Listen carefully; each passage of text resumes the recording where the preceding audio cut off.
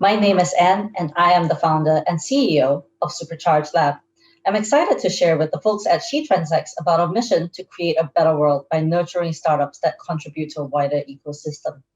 But before I begin, I'd like to give a shout out to this amazing community at SheTransacts who are all actively fostering a diverse and inclusive environment for teams like ours to grow and collaborate without borders. Now, Supercharge Lab was founded and led by female founders. And of course, I am a minority founder who identifies as LGBTQ. The company I created is situated globally and operates in multiple continents and time zones, creating employment opportunities across different economic situations that have been so severely impacted by the current pandemic. We are a cognitive computing company that makes sales and marketing functions more effective and efficient through our psychological profiling engine.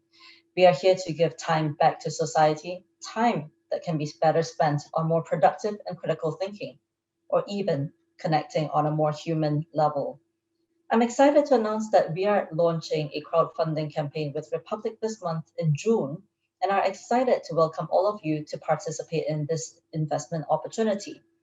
This is this is an exciting time to become involved as an investor.